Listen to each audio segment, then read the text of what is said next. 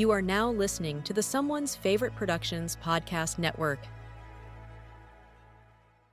At one point, I had to make a living, so I always had a job, which was very politically incorrect back then. Hello there, and welcome back. What is this place? Disconnected. Disconnected. Disconnected. Disconnected. Disconnected. Disconnected. Disconnected. Disconnected. Disconnected. Disconnected. Disconnected. Disconnected. Disconnected. Disconnected. I'm starting to feel disconnected. You have reached a number that has been disconnected. Hello there, and welcome back to the Disconnected. I honestly don't even know how to introduce this because I'm here with one of, in my opinion, the most esteemed, incredible contributors to the horror genre over the last, we're at 40 years. That's kind of crazy to say out loud like that. Mr. Brian Yuzna, thank you so much for being a part of this. Nice to be here. I don't even know where to start. You've had a hand in so many incredible things over the years, from producing titles with massive pedigree like Dolls. I love Dolls, one of my favorites of all time. Writing on things like Honey, I Shrunk the Kids, and following that up with one of the most disgusting shots put in film in society. We all thank you for it. Well, thank you for enjoying them. So you have such an interesting and globe-trotting, diverse background that got you to the entertainment industry. How do you feel you got here? What is the first handful of steps that really got you to where you were established? You mean being able to make money making movies? Even just getting to movies. I mean, growing up in other countries and then working as a carpenter and all of that. Well, growing up, I grew up, there were movies. There were movies everywhere. So I grew up, but then we didn't have TV when I was a kid until I was about 7 or 8, because they didn't have it in Panama where I lived. But we went to the movies. One of the first movies when I was very young that I think I must have been 6 or something. Maybe even earlier. Maybe 6. Anyway, we used to go to the movies on Sunday, the kiddie matinees.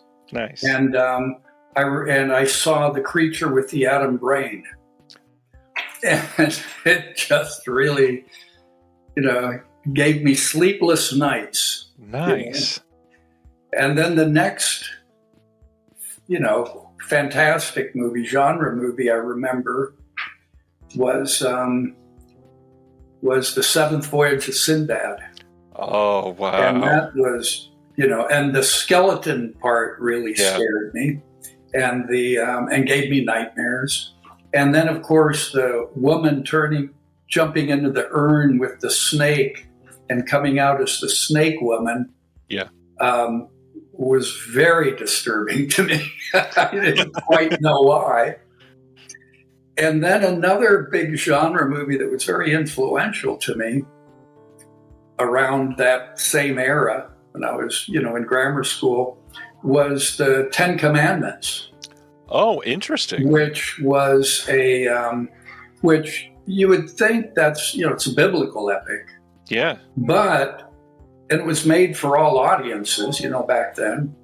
But it had all this kind of real genre stuff, like rods that get turned into snakes and turning the sea red, blood, and then this green smoke going through the village, killing children, and the sea opening up and all this stuff. So it's a horror movie. Like a big genre movie. But then when Moses goes up to Mount Sinai, all the Israelites worship this golden calf and start having a big orgy. Now it was, I guess, G-rated, but it was an orgy, and that really affected me. And when I did start making movies, I would often try to figure out where my default instincts came from, because I think everybody's coming from something. Most people that make movies, even on the huge level, are trying to make movies they loved when they were kids. Of course. And I think that's why I have this propensity to think that a good movie should end with a big, crazy orgy, because of the Ten Commandments. That's how it ended, Well, thank God for that. It wasn't good. What they were doing was clearly not good. But it was very satisfying. I mean, Moses comes down and puts an end to it, so it's not like it's a horror movie. It ends well, So anyway, and I saw all the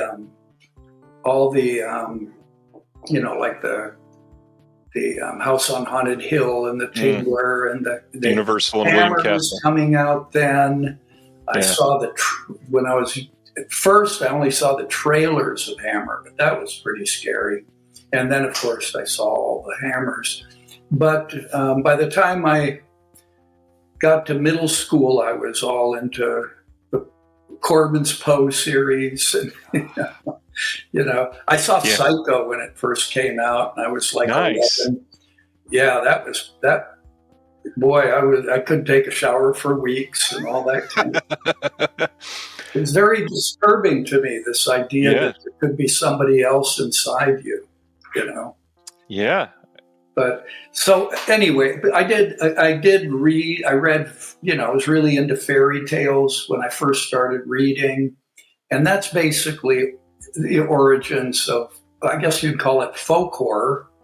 I think all absolutely. horror kind of comes ultimately from folk horror.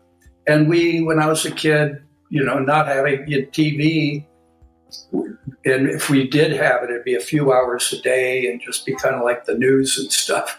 Right. But we used to gather, at dusk, the kids, and somebody always knew some uncle who's somebody crawled out of a grave, or there's some kind of voodoo, this sort of monkey's paw style of horror. It's just the whole grisly fact of it. And then I was raised a Roman Catholic, and my father was a practicing Catholic. So I would go to church. I went to church faithfully, and I lived in, of course, these Catholic kind of third world countries where, they'd have processions through the street. I mean, it's very heavy. And of course, in, Catholicism's all about, eating the flesh and drinking the blood and, suffering and, and so that, I think that had a good effect on me. I always thought that especially the Western kind of horror basics of Frankenstein, Dracula, and I guess Jekyll Hyde or the werewolf kind of blend together. That it works best in like in a kind of Christian Roman Catholic tradition, because in the Catholic tradition, the devil and the demons are real. This is not bullshit. This is for real, and so it's not much of a jump from there to thinking that vampires could show up. It's true. And I always thought it kind of took a little away from it when it would get to, when it didn't have that sort of religious underpinning.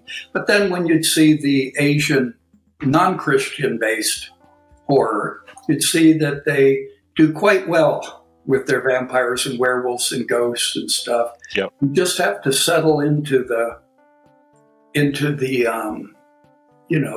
culture of it.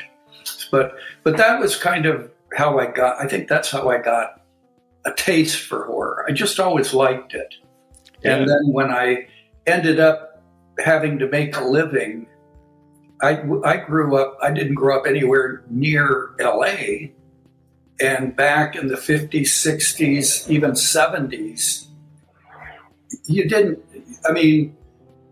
movies were just basically made in LA and to a certain degree New York, Right. But mostly LA. And I didn't know anybody in the movies. Though all I knew was from what I could read, but I remember seeing Day for Night, that Truffaut movie. In the 60s, art movies were a real big thing. That new wave stuff, auteur stuff, was just real entertaining. And in Day for Night, it's basically kind of a musical about making a movie. So you see the crew making the movie, and you see all these different people performing functions. And that sort of became the basis of what I knew about what making a movie was. But I never thought that, it never occurred to me that you could actually make a living doing TV or movies. It didn't, it seemed too far-fetched. Of course, now everybody can and everybody does make movies, always, all the time, constantly. But when I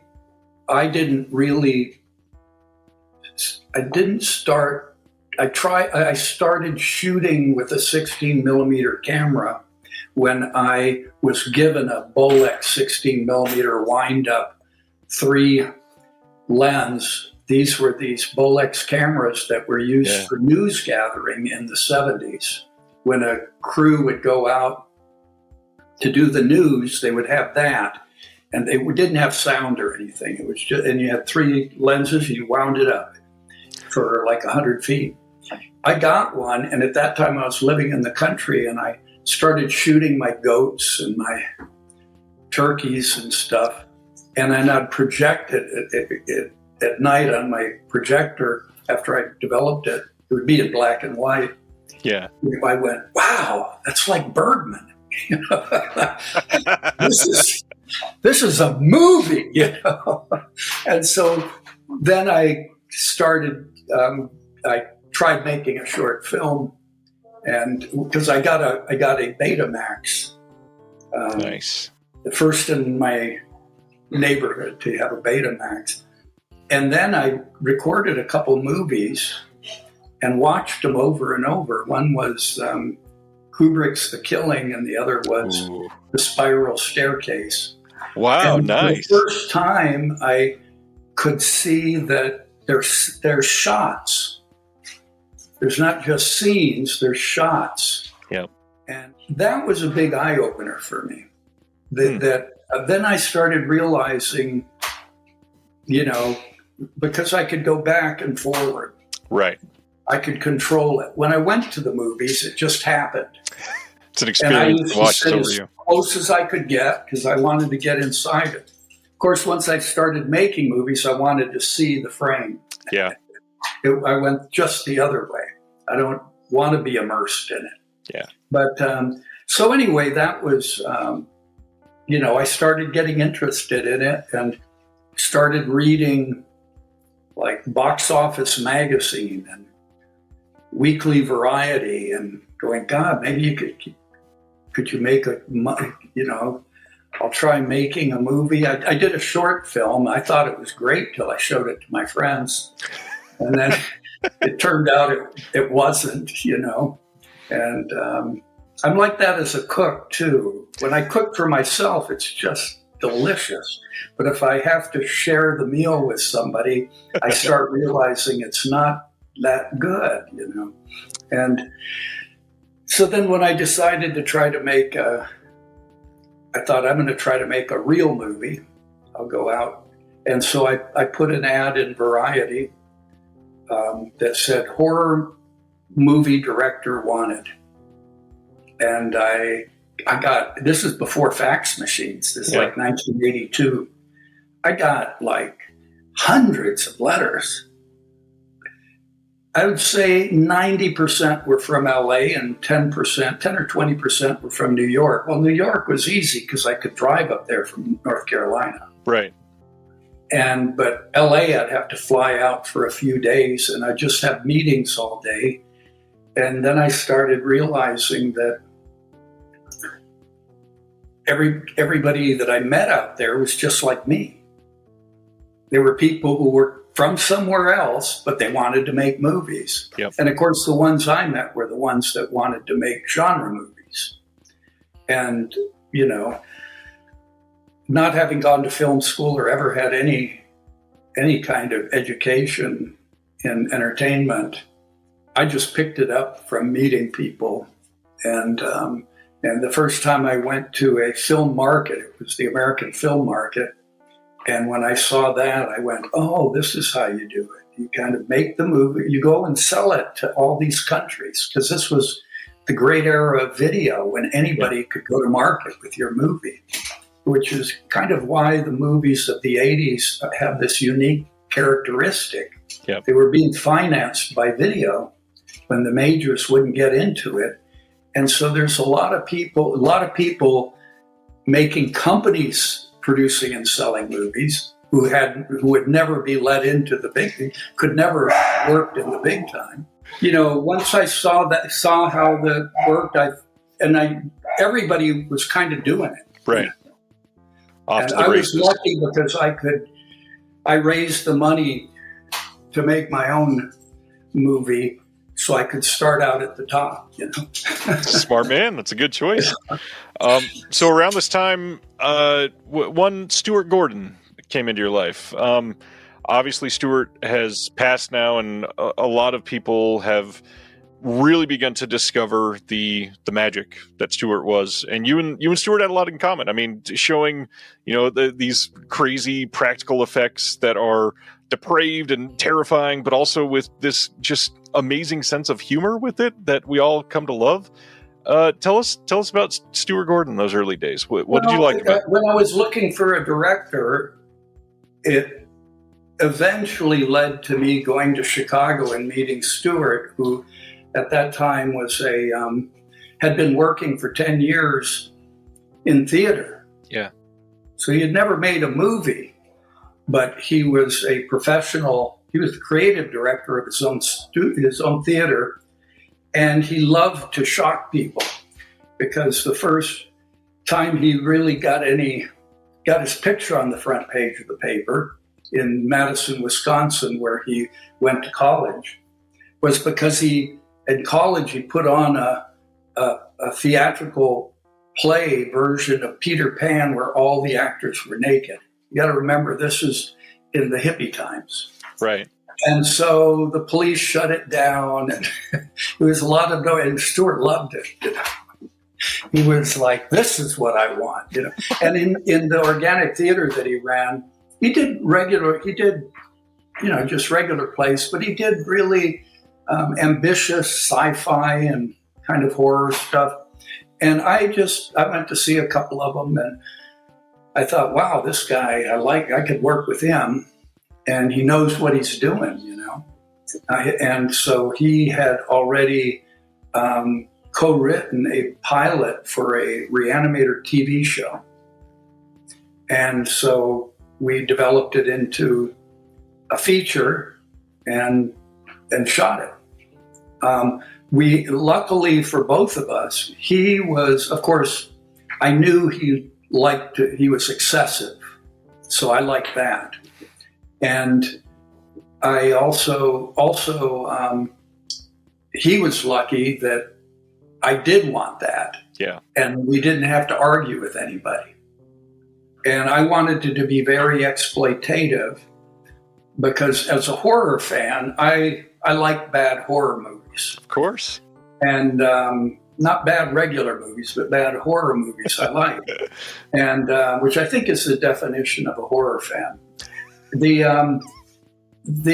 So I thought, I'm risking, I had 2 kids by then. I thought, man, I'm risking my family's future because I'm borrowing money. So I know when I watch horror movies, the worst thing are the horror movies that sort of pull their punches thinking they're going to get some kind of respect. Yep. So my feeling was that and I told him this. I said, we just have to make it real entertaining, which means very bloody and very sexy. And it works. And just all the way, so that if the movie's no good, I know there'll still be an audience for it. Yeah. So that was the, and luckily, of course, I I didn't choose to take it to the MPAA for a rating because Right. I knew they would just take out all It's the pointless. good stuff. And it meant it was difficult. We had to put an X rating on it because that's what you put if it wasn't rated. And now X is just sex. But back then it was also, it was just anything that, like, Obscenity. It's like anything could be X-rated if it was just adult. That was the original idea of it, is it would just be adult, because they only had G-rated, then R-rated, Right. But anyway, that's as Stuart used to say, we brought out the worst in each other. Well, we were really very different. I mean, Stuart is a lifelong kind of director, entertainer, put on shows. And I just sort of came into it, when I was 30 years old, going, hey, what else am I going to do? Let's try this. I learned from just being on the set and hiring people and going through the process, but I never had any, I didn't have any education in it. And Stuart was, I think he was kind of a born storyteller. Some people just tell a good story. You kind of want Stuart to be at dinner with you because he'll pick up the slack when you need a little entertainment. Yeah. Like he's like a raconteur. And so I think we complimented each other that way. We were, and as Dennis Paoli, his writing partner, would say, he said, Stuart and I could have made any kind of movie, but you wanted to do horror. Of course, whatever you start doing, that ends up being it. Get stuck in it, yeah. But that's not exactly true. I mean, Stuart already would have had the Reanimator pilot. Yep. Of course, it was for like all audiences, late night, Right. Back then, who wants to do TV? Nobody. That's true. Now, with the streaming services, that's the prestige now. Although I must say, I think a lot of there's horror. I mean, horror is just everywhere now. I mean, it's never been bigger, but in a way, it's for me, it's never been more boring. I just, I think I forgot to mention this. My first introduction to horror before I could read. The first time I got money to buy a comic book, I think I was 4 years old. I got a horror comic. Wow. And those horror comics were really kind of disturbing until I had got a little older and was introduced to Mad Magazine. And then I started understanding satire, because all the horror comics, they were grisly, but the guys writing were grown-ups, and they were just joking around. I mean, they were so ironic and satirical. But of course, when first time I read Mad Magazine, I was shocked. They were selling. I think they had a fake ad to back then on matchbooks. They used to try to sell you a course in plumbing or electric, and they'd sell a course in bank robbing or embezzling. And I'd go, how can they do that? Oh my God! But you have to learn the concept of satire. Yeah. And I think when you, especially in the EC comics, which really laid it on thick, that's basically Return of the Living Dead of Dan O'Bannon is EC comics in the movies for the first time, not the creep show stuff where they think or Batman TV series where they think the way you make a comic to a movie is by showing frames and going into them and having primary colors and putting cows. And no. But that whole idea of eating brains. Who eats brains? Nobody, except in the comic books, because that's funny. It's fun. It's grisly. People are always getting revenge on each other. I don't know. And to me, the horror was, I think the horror that I loved was kind of tended towards the carnival type of, carnival ride type of horror, where it's just a fun ride, It's just really entertaining.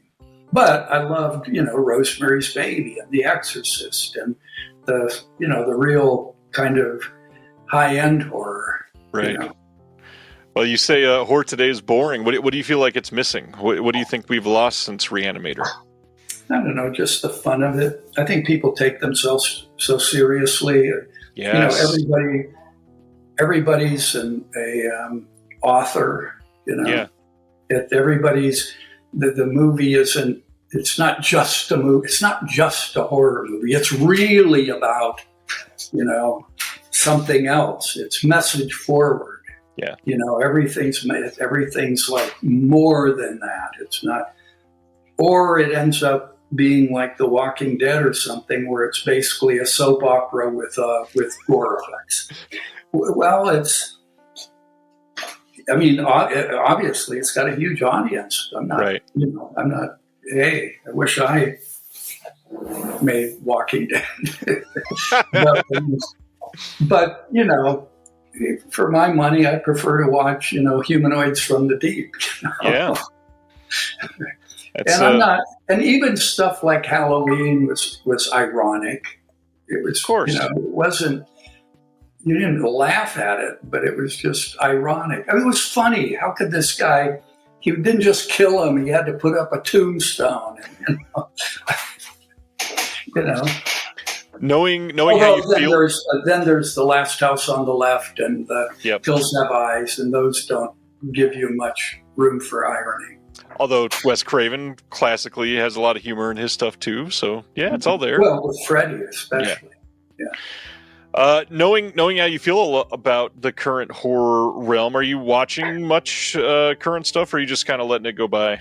No, I don't watch much. I mostly do books these days. Oh, nice. What have you been reading? Right now? Yeah. I've been doing a lot of Elmore Leonard. Oh, nice. And, I'm always interested. If I see a movie I like, I'll get the book. Yeah. I mostly do audiobooks because then you can do stuff. Of course. But I'm always really interested in how a different story is done in different media. Right. And what choices are made. When I remember there was that movie, what's it called? Pretty Little Things or something?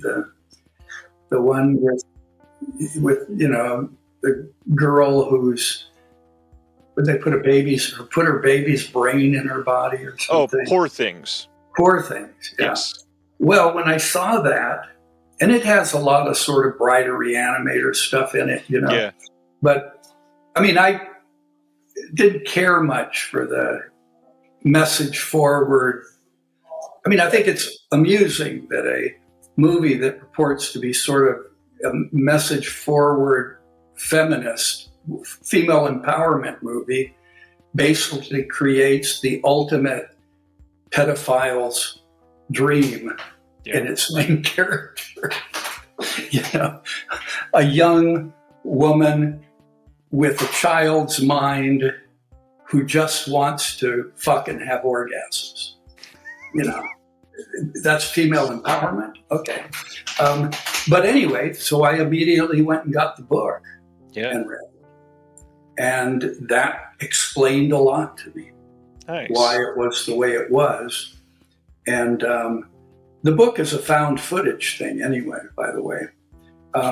But when I read the book, then I thought, I think it came out in 91 or 92. Mm-hmm. And I thought, oh my God, if I had seen this back then, Stuart and I could have really had fun with this. I thought we would have jumped on it. What a good idea, But mostly I don't see a lot, and I'm not one of those people that enjoys watching a lot of series. I don't binge series or anything. Right. So I don't know. I'm not a great movie consumer in my old age. When I was younger, I thought everything was fascinating. Any movie was just fascinating. Yeah. And now every movie is kind of boring. What's the last one that really captured you, that you walked away going, damn, that was genuinely fascinating? I don't know. I can't remember. I can't think of anything. That's pretty telling. You mentioned the sort of Bride of Reanimator aspects in Poor Things. How after 40 years of doing this, do you feel like your influence has left a lasting impression? Because clearly it has, with things like Reanimator and even stuff like Return of the Living Dead 3. You can find in so many modern movies that were clearly something that played an influence on some of these filmmakers. Yeah. Well, I'm glad that some of the movies I worked on are still being watched. Yeah. I mean, I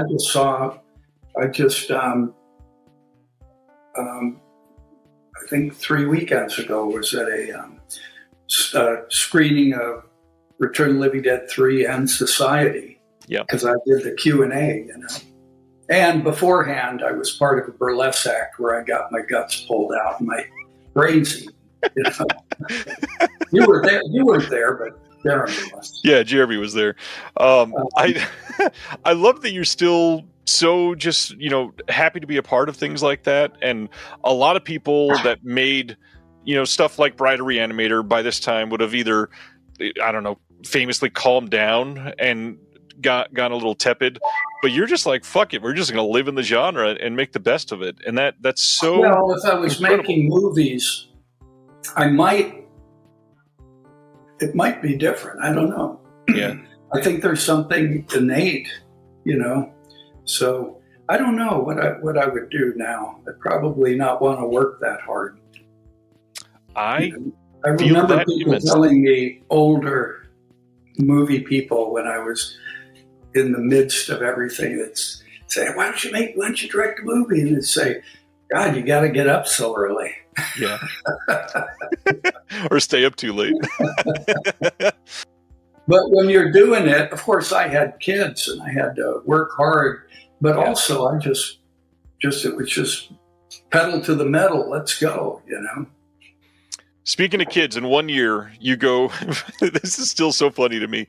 You go from Honey, I Shrunk the Kids, taking part in the creation of an iconic children's story, to Society, following that up on your resume. The shunting is right after this really beautiful Disney story. Well, you got to remember that fantasy is just the other side of horror. Exactly. If you take Honey, I Shrunk the Kids and make it a little less bright and have a bad ending, it's terrifying. The Incredible Shrinking Man, or what's the one, Dr. Cyclops? Is it Dr. Cyclops, the one where he makes them all real little? Those movies were, when Stuart and I just came up with Honey, I Shrunk the Kids, because we both have kids. And he said, let's make a movie for our kids. And so I said, when I was a kid, I was playing the grass with little soldiers. It just getting down by the tree trunk. Everything looked so huge, riding on a beetle, and he said, we'll call it Teeny Weenies. It's about kids that get shrunk by their dad and thrown out in the yard. And the story is they got to get home. And he said, we should take it to Disney. Well, Stuart had a really happening agent. And we were in Rome, and the agent said, you got to pitch for us at Disney. So we wrote the treatment on a yellow legal pad on the flight back from Rome, went into Disney, and it just rolled from there, except they told us pretty early on when they made the deal. They said, look, we're going to have to change the title. Teeny Weenies sounds like a low-budget porn movie. This was said by Jeffrey Katzenberg in the executive dining room. Amazing. I love that.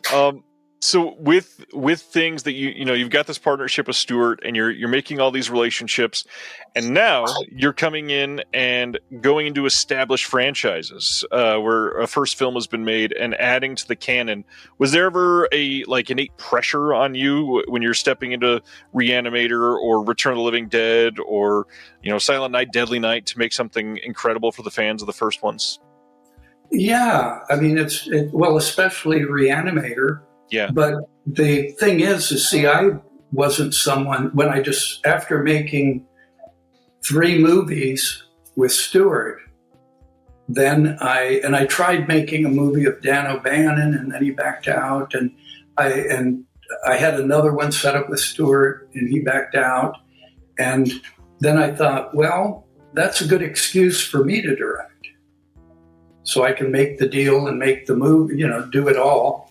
And but basically, I think anybody who's ever spent a lot of time on a movie set at one point goes, I'd like to direct.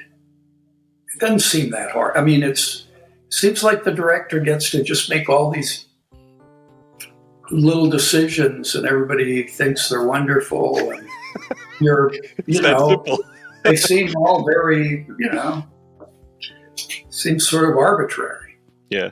And, but I knew that I could never get anybody to let me direct, except that I had I had the sequel to I own Reanimator. So I had the sequel. And so I found a friend of mine was starting up an independent production company.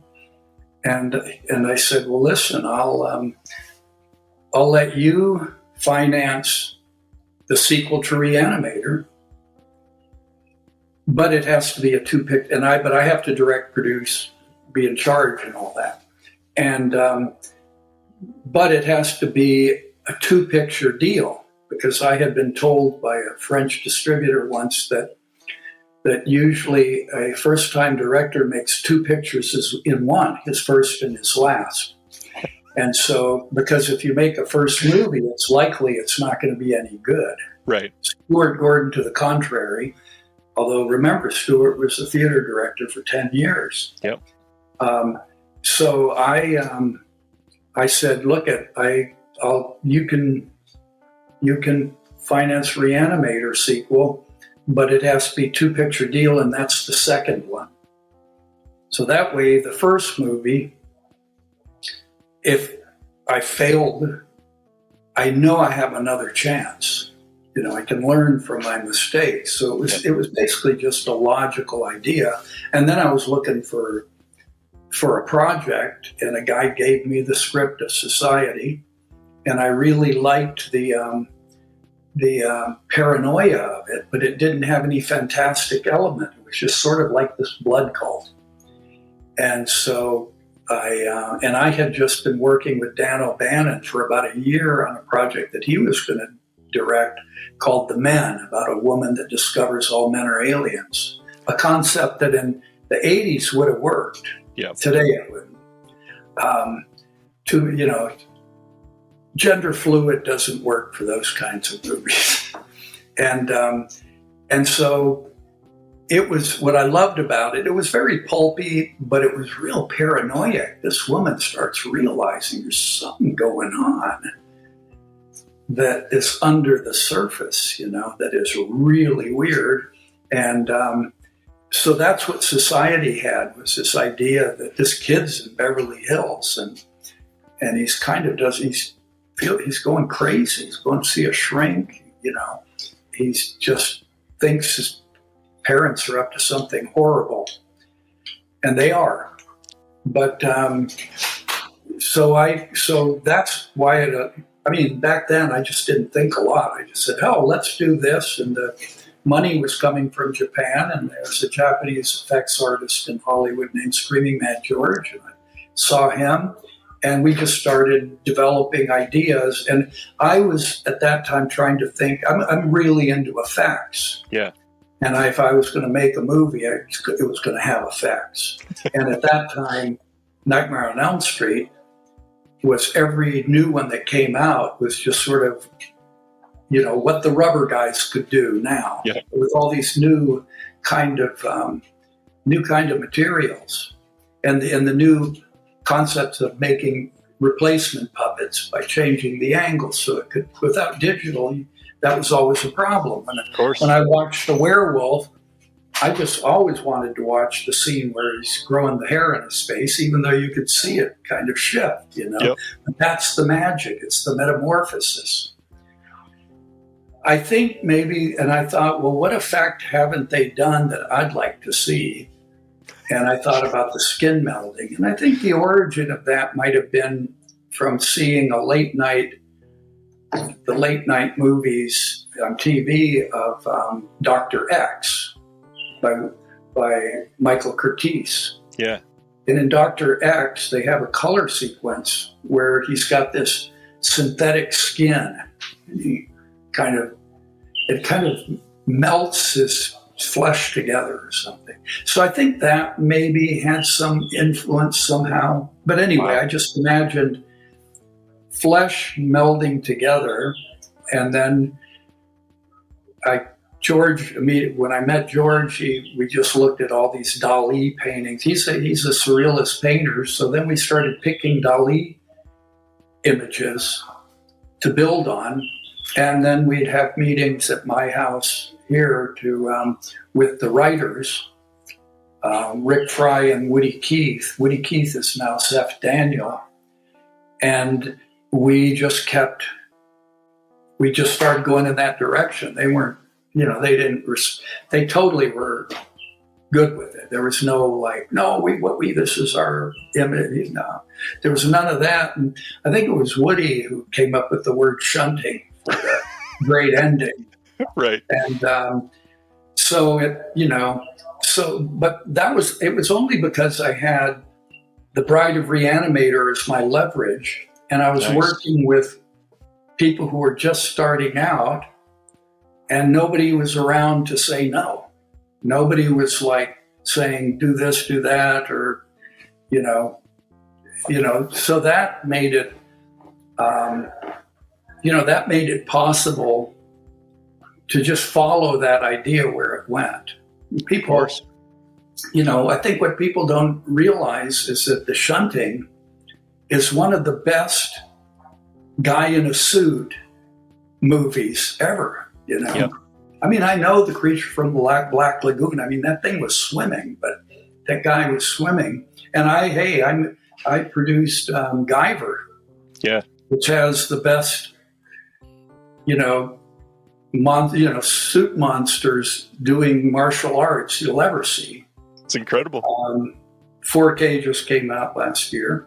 More Screaming Mad George. He's all over the disc. Screaming Mad George and Steve Wang. But that shunting is basically 12 guys in a suit. Yeah. That's one big rubber suit with 12 people inside when you see the full thing. So that kind of puts it in a different context. Yep. You think about it that way, you go, oh, just a minute. That Society is such an incredible movie, especially, we were talking about messages in a movie a minute ago, but looking back in a 2025 lens with, everybody shouting "Eat the Rich" and all of these stories happening, this was a huge part of this film. How do you feel like the theme lives, 40 years later? I do think it,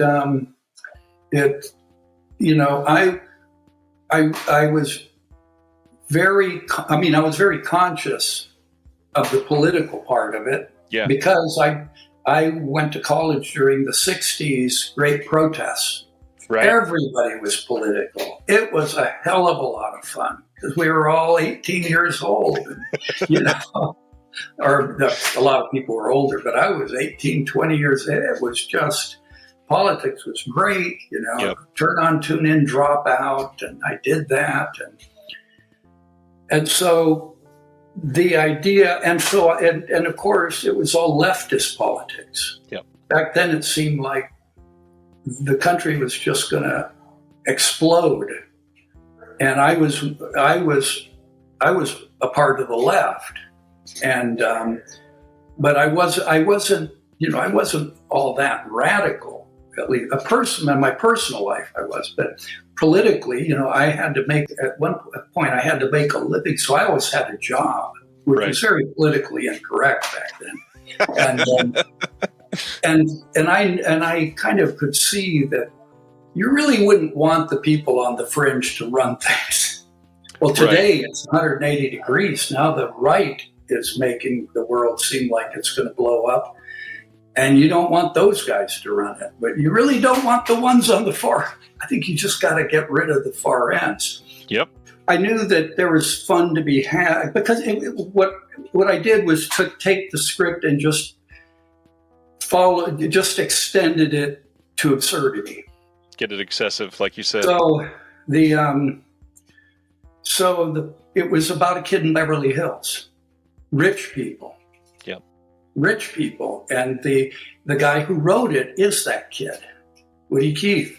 He was messed up, and he was very suspicious of what was going on, and was very well aware of that Beverly Hills society. His family was very wealthy, and so just taking that idea and extending it kind of made me think, well, I could make a new monster instead of Dracula, instead of the typical monsters that we have, that most movies are based on, I thought, well, this could be kind of fun to do a different monster, but I was very careful not to have someone get at a blackboard and give the message. Right. That's why I had the guy say, at the beginning of the shunting, when they get Billy, he says, alien scum. He says, we're not aliens. We're not from outer space or anything. We've been here as long as you, because I have a whole origin story for society. Oh, man. It goes back, it's like 2001. It goes back to the cavemen, right? Because I always feel like, especially, well, maybe any movie or any story, but especially genre where it's kind of science fiction-y, I kind of feel like the movie's just the part of the iceberg that you see, but it's got to have a huge, basis to it. But you don't want to be,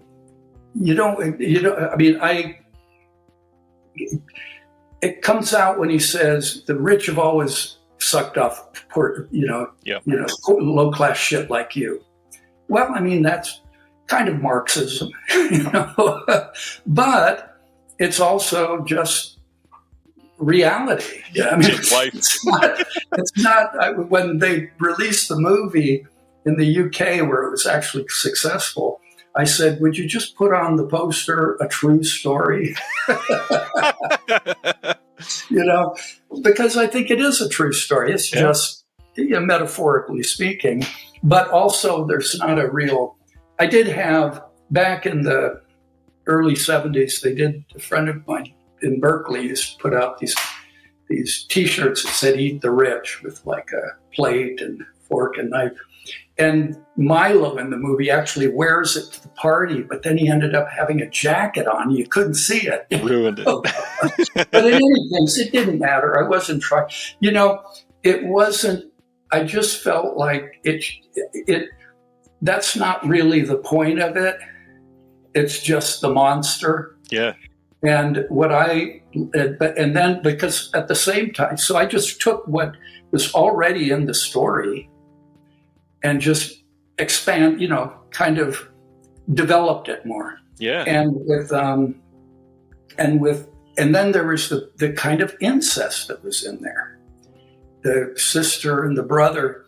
And then at that time, I think I'd been reading this David Skull book about monster movies. Nice. The Monster Show or something. Yeah. And at one point he was saying, horror movies are about taboo. They're about taboos, whether it's cannibalism or violence or whatever. And that, and one of the earliest taboos that's still really serious is incest. And so then I thought, well, that's already a part of the movie. Let's bring it. Let's just get it, expand on it, make it stronger, and that is real creepy. The whole thing with the sister, and then with the parents, and it's real creepy. It kind of throws you, something's wrong here.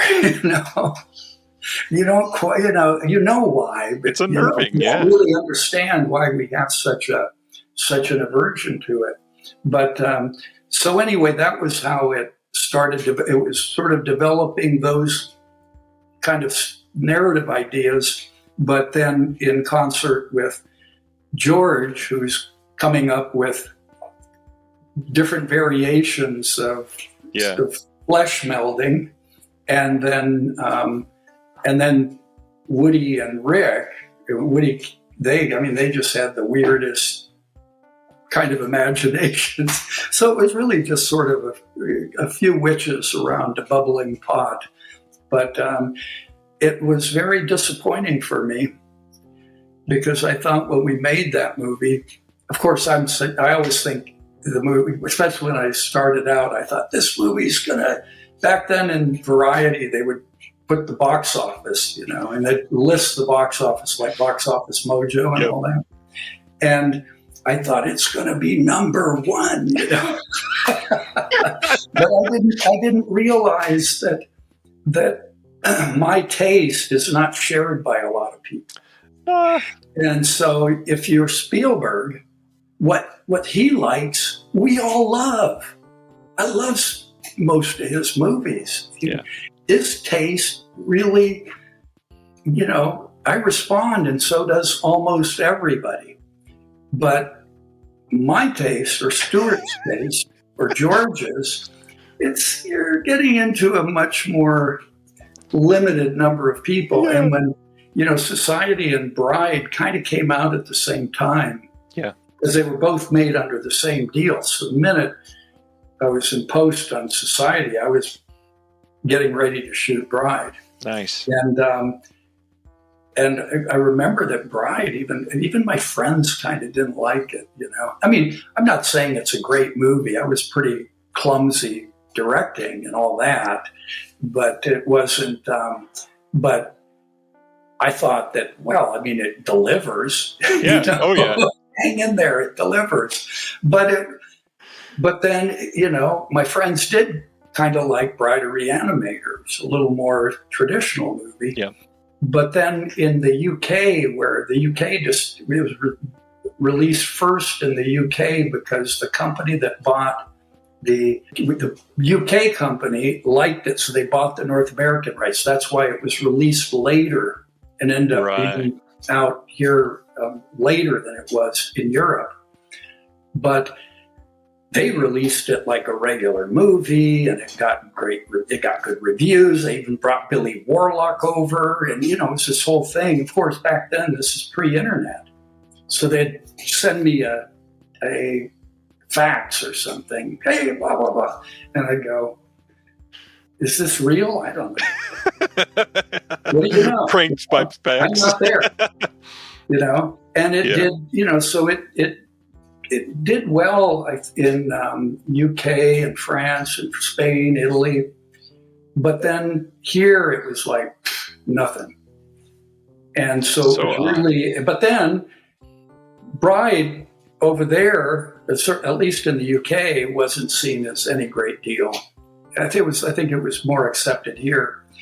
But the thing that was really gratifying was about 20 years later, in the late 2000s, all of a sudden there was this other generation that came up in the Great Recession. And plus, they started liking the 80s. Oh, yeah. And I think what they liked was it's kind of like when I would watch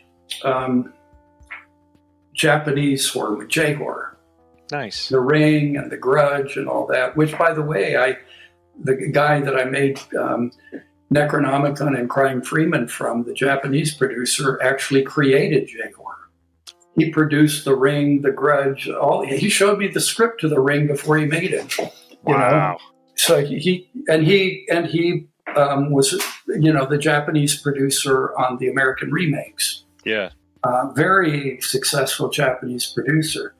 And, but I'd tell my friend, I'd watch The Ring or something, The Grudge. And usually there's a girl with hair in front of her eyes crawling down a hall or out of a TV or somewhere, right?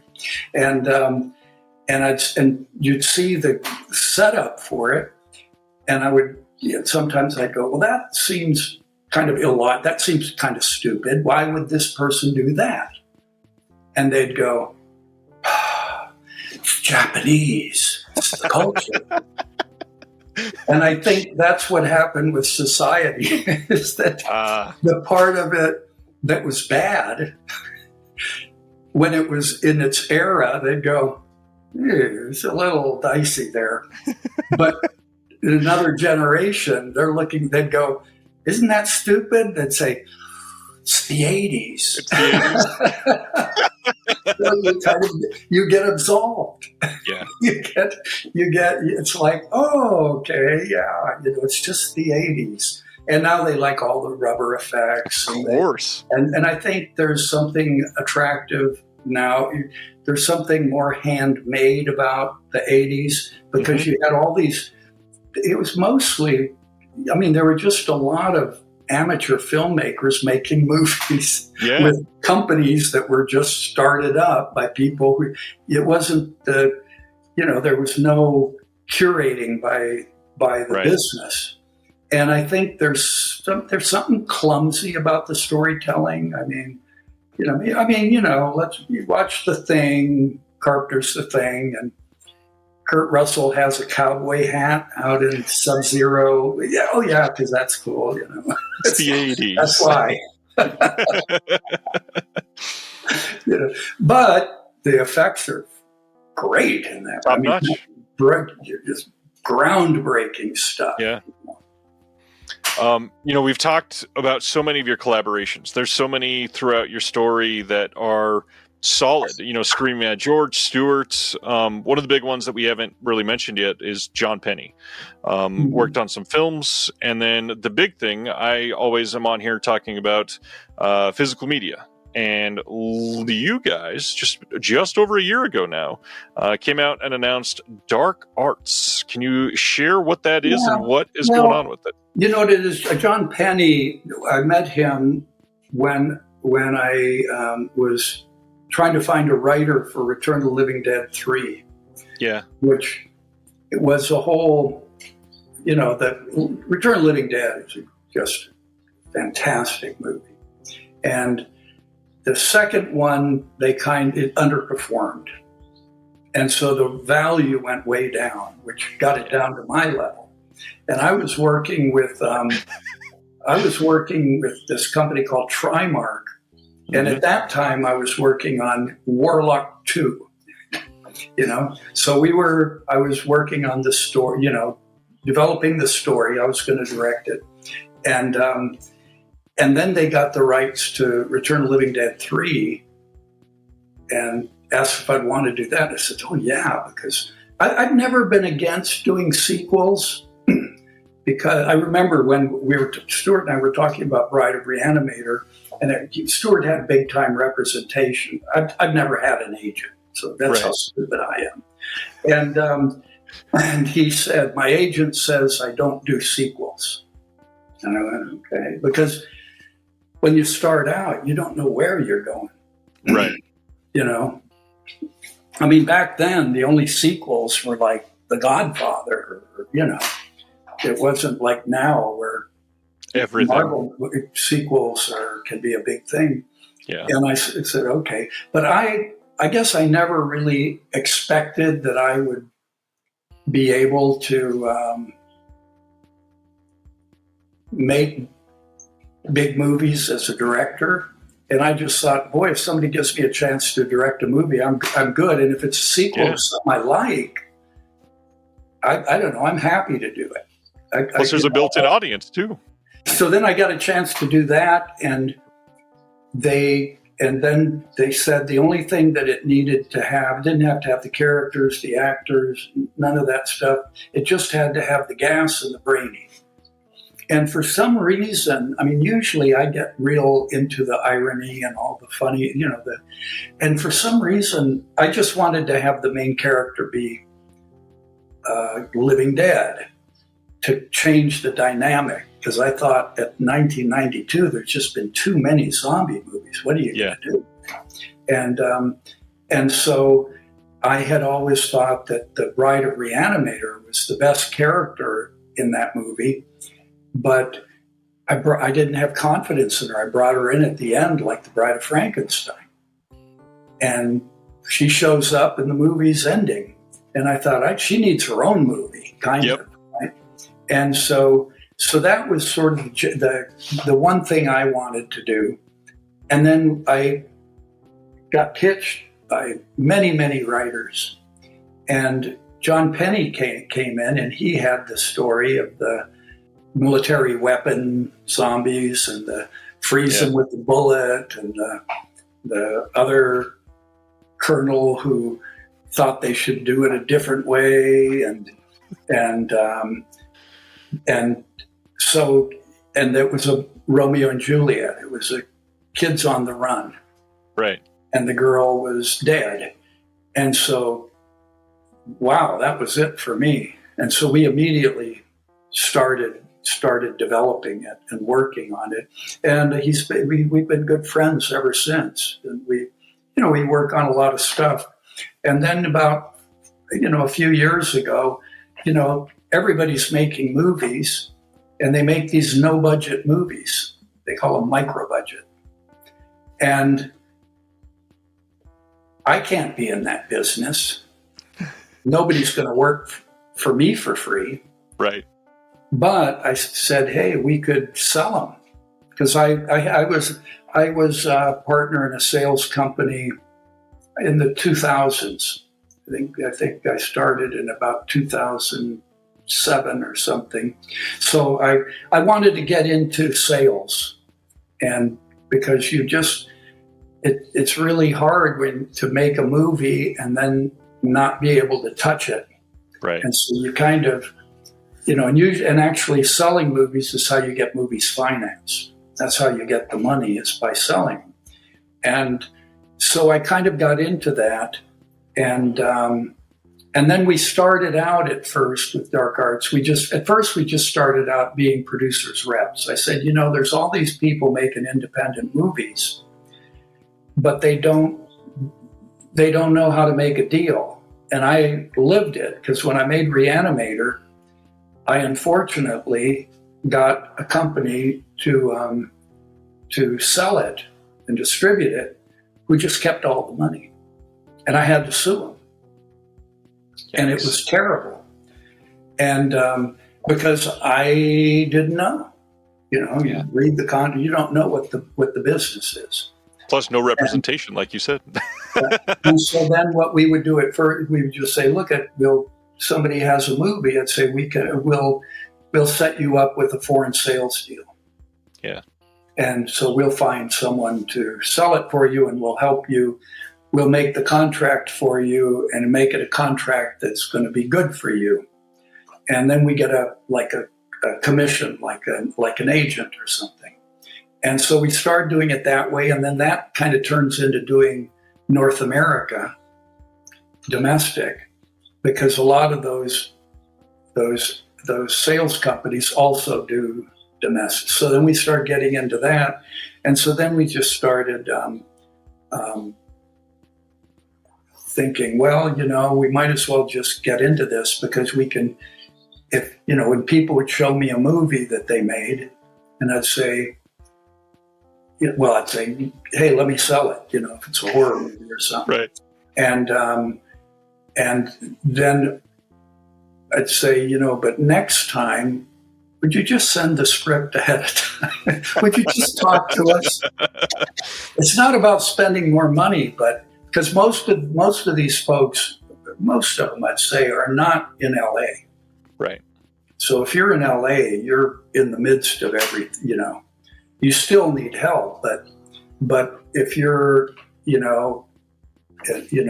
out of LA, you can make the movie and be very enthusiastic, but you don't necessarily know anybody in the business. And True. if you're here and you try making a movie, just your friends and everybody you know is going to let you know when you're off. Everybody's savvy. There's a film IQ, in LA that it's just almost in the air or something. People know everybody's doing something. But Right. if you're in, Phoenix or Cleveland or, you don't know, there's nobody around to tell you that that's not a good idea.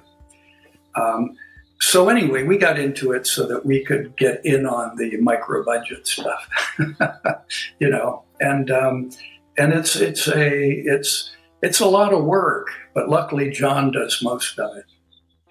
We're always looking for movies. So if you've got a horror movie and you need someone to distribute it, email us. Good to know. Yeah, Dark Arts Entertainment.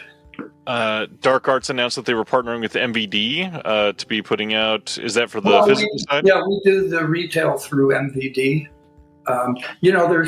There's physical, and if you're direct to consumer is a very, very big deal to set up. Yeah. So most companies, that aren't big enough to do that, go through MVD. MVD has different tiers of deals. So you get the one that works for you, and they get them out there. But that's basically considered retail when it's on Amazon and all that. And then to do streaming, MVD can do that, but there's a lot of different companies that you can deal with for streaming. And so it depends on the movie what the best way to go. And the main thing is not to lose money. Right. Well, on that note, I'm obviously here on, physical media side of things, and we probably should finish this up with some really cool things. I mean, Ignite Films has been making some waves this year with the giant, just beautiful release of Reanimator, which obviously you had a big part in. And then they announced shortly after that was shipping that Bride is getting a similar sort of gigantic release from them. That is, I don't think Bride would. Reanimator deserves a big 40 thing, and they did a great job. Actually, Eagle Rock and Ignite are the companies, and Eagle Rock is the company that actually took on the job of restoration, and produced it, and I think they also do delivery. Ignite is a distributor. They did without Eagle Rock. They did Invaders from Mars, the original one. They did a nice job of restoration. Really nice. So it's but actually those companies and Unearth, the company that distributed Guyver, are all. There's one partner in common with all of them, who's also the guy who financed Society and Bride of the Reanimator with Wild Street Pictures back then.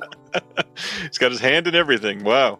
Well, he's one of the few guys in the movie business that doesn't really want to be on the set or get behind the camera or any of that stuff, But in any case, I think following up Reanimator with Bride this fall will be it'll get Bride more attention. See, I don't think Bride would get that much attention, if you waited a few years. Right. I get that. But But to go right into it, I think there'll be a lot of excitement. I think the logical question for many people that love your work and love these films and physical media specifically is that possibly going to be followed up with Society shortly after that? Well, what I'd like to do I would like to, I wish I owned Beyond Reanimating. Mm-hmm. Because I think that would, it's got its charms. Yeah. But it'd be great. I always wanted to have a 3-pack. I've never. Beautiful box set. That's the problem when you make, these movies get scattered around. Like, I know I did a couple of the Silent Night, Deadly Nights, and I was kind of thrilled when Lionsgate came, or they called it Vestron. Yeah. And they came out with the pack, where you get all those crappy movies together. Those crappy movies. But they put out the 2 dentists in a pack. They did, yeah. And Corbin and I tried to make a third one. We could just never get him to give us the rights. But he loves that part. But anyway, I think I like that. I like getting all the packs together. I wish I owned Dagon. I think that would be another one that got a Vestron treatment. That fits in. And Necronomicon is just really sad that I can't get a hold of that, because that movie just is never seen. And I think I'm not saying it's great, but man, it's got some cool stuff. I mean, Jeffrey Combs is playing H.P. Lovecraft, and he's made up to look like him. He's sort of an action hero. Yeah. I like Necronomicon a lot. I think it would do good, It's underseen. A lot of people. Pardon? It's underseen. I feel like a lot of people would truly love it if just given the opportunity to see it. Yeah. Where do you see it? I think the only way to see it is I think you can find it on YouTube. I have an import. It was released over, I think, in Germany or something like that. Yeah. So I had to have it. yeah. But I mean, the thing is it's not on streaming. It's right. It's owned by one of the production companies. It was financed by one half by a Japanese company and the other by a French company. And the French company licensed it North America to New Line, and then New Line didn't do anything with it. And then it just sat, because they made these, back then they'd make these deals there for 20 years, 25. So it just goes into a library. These are companies that aren't focused on churning their library. They're focused on making Hunger Games, Yeah. And the library is basically real estate. It's collateral for bank loans. Yep.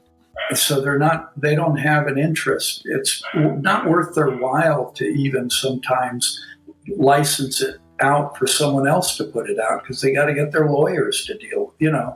It's sad. And the French company, I don't know, they don't have any interest in. I tried to get the Spanish rights when I was living in Spain. I really just want to say thank you for all the time. I mean, we've been here almost 90 minutes, and you've been incredible, and some of the best stories. I mean, you are an idol for so many people that love physical media nowadays, and films that, people were raised on Society and Brian Reanimator, and it means so much. And, showing my kids Honey, I Shrunk the Kids was one of my defining moments. They loved it too. Well, people, I'm starting to think I might start collecting Blu-rays and DVDs again. Because, I'm constantly paying money on VOD for movies I've seen 100 times. And they never lower the price. Exactly. And then if you think you can buy it on VOD, then that company goes out of business. Don't kid yourself. Yep. Or they lose a license, And so my friends usually the people I know that collect Blu-rays and DVDs, they have huge screens. They have huge projection. Yeah. And which I have projections. It's the cheapest, best way to watch movies. Don't carry those big, heavy things around, But he, I want to see a movie. I've got to go pay $5 for it. And I'm going, I used to own this movie on VHS, for Christ's sakes. It's not like it's. I was telling my wife just the other day because my grandson was over and we were watching a couple old movies, and we had to buy them. And I said, I should just start getting the Blu-rays. I should just, because if you look around, you get them on sale. Oh yeah, it won't cost you much more than renting them. And then they're yours forever. And you got it right there. You just go. Of course, you got to be a librarian, and you got to figure out a Dewey Decimal System or something. That's true. So, speaking of that, like I was asking, do you think Society is going to make its way from Eagle Rock and Ignite eventually? I think so. Yeah. Okay. That one scene is enough to. I mean, it's like film school in just a couple minutes on screen to be able to show what you can do with, I mean, like you said, 12 men in a suit that can change somebody's life. And it impacted so many people. It's amazing. Yeah, it definitely pays off. It's that sucker punch of a movie, Yeah.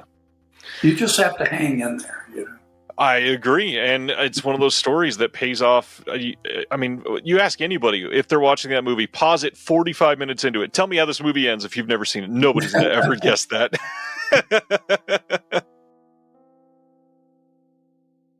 Hi, Mr. Yuzna. Hello, Will. So nice to talk with you.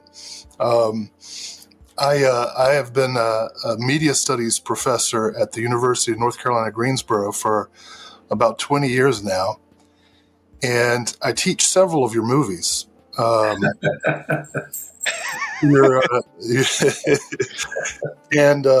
pay you for that? Not much, but I do get a stipend to get these. I get a little bit, but I teach society a lot, and the students really get into, as you were saying, the generations. They get into the aesthetic, and they also get into the themes. And when the pandemic ended, and we were first able to go back out into society, I went to a bar with a friend of mine, and this young man ran up to me saying, "Dr. Dodson, Dr. Dodson," and I realized he was a student that I'd had 6 or 7 years before, and he started to take his shirt off, and he got the shirt off, and he turned around and he showed me this, and I just wanted you to know that you have pretty funny. That's pretty funny. You've truly left a mark on society. Yeah, that's hilarious. Well, tell him good luck. He'll need it. Thank you for listening to the Disconnected Podcast. There's one big thing that you could do to help the show, and that is to leave a rating and review on the podcast service of your choice. Thank you.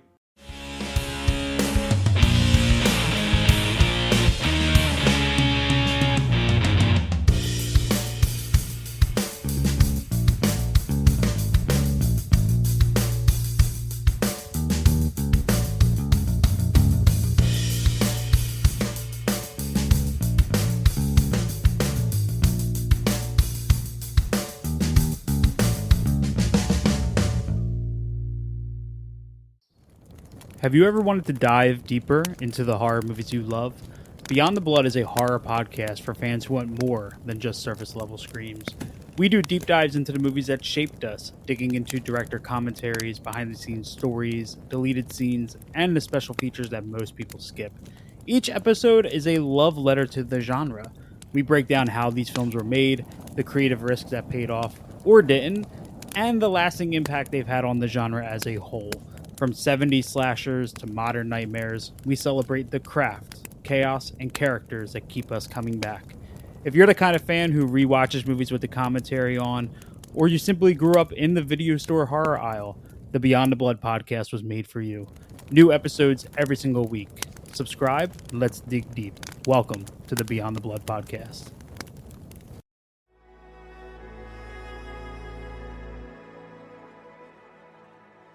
Thank you for listening. To hear more shows from the Someone's Favorite Productions podcast network, please select the link in the description